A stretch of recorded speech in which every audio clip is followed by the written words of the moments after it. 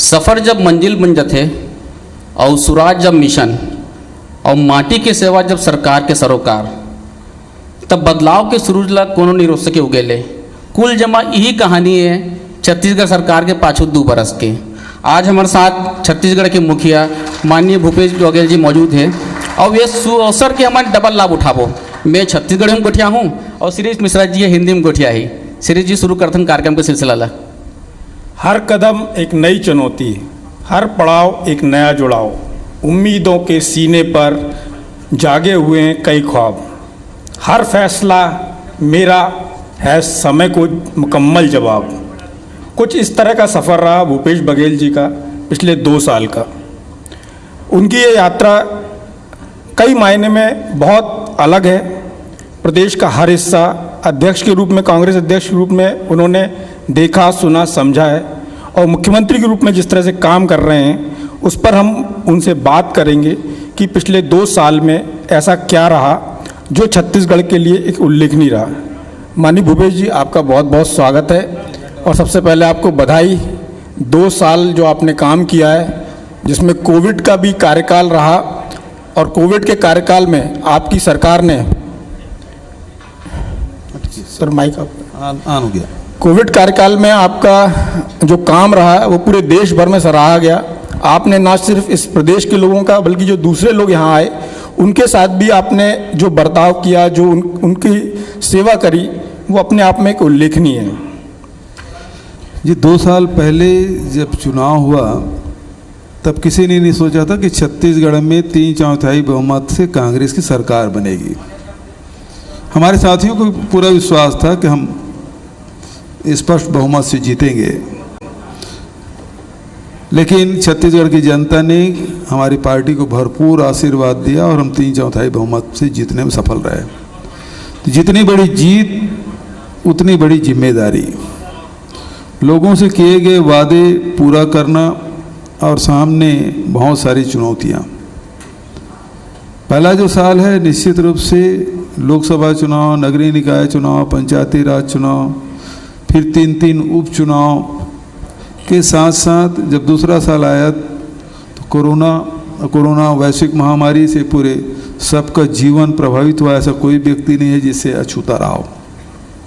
इस बीच में हम लोगों को काम करना था। हमने बिना समय गंवाए सारे साथियों के साथ मिलकर, न केवल मंत्रिमंडल के साथी बल्कि विधायक साथी, जनप्रतिनिधि, सामाजिक संगठन, राजनीतिक दल के हमारे पदाधिकारी, हमने ऐसा कोई वर्ग नहीं है जिसको हमने साथ ना लिया हो, चाहे आदिवासी हों, चाहे मजदूर हों, चाहे किसान हों, चाहे व्यापारी हों, चाहे उद्योगपति।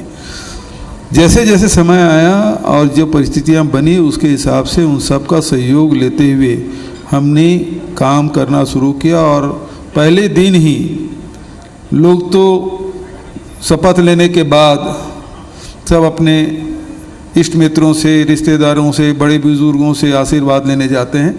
हम सीधा हमारे नेताओं को एयरपोर्ट में हमने उसको विदा किया और सीधा मंत्रालय गए और वहीं से काम शुरू किया। ऋण माफ़ी का पहला काम और दूसरा 2500 रुपये क्विंटल में धान खरीदी का फैसला।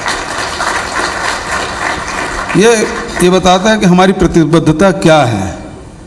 हमने पहले से सोच लिया था कि हमको क्या क्या करना है, कितने समय सीमा में करना है। तो हमारे पास स्पष्ट विज़न था और इसके हिसाब से हम लोगों ने काम शुरू किया। तो जहां हम लोगों ने ऋण माफ़ी करके, ऋण माफ़ी उस समय भी लोगों के मन में शंकाएं थी, जो लोग धान बेच चुके हैं और उसके पैसे का क्या होगा, वो तो ऋण में समायोजित हो गया। तो सबसे पहले वही काम किया जो 1250 करोड़ रुपया जिन किसानों ने लोन के धान बेच के जो लोन में समायोजित कर लेता, उसे पहले ही हमने पहले किस्त में ऋण माफ़ी किया।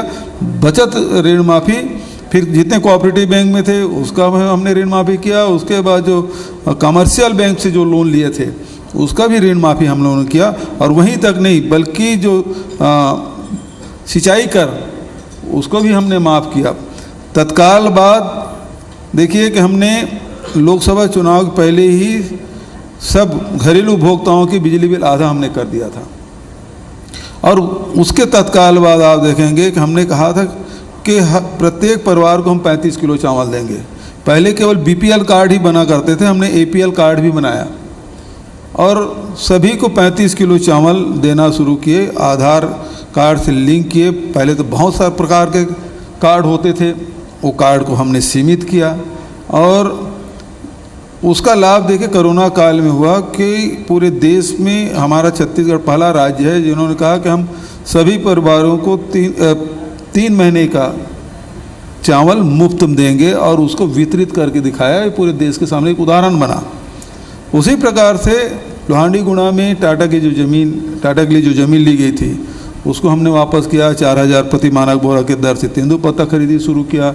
लघु उपज केवल 7 खरीदे जाते थे, अब 52 खरीदे जा रहे हैं।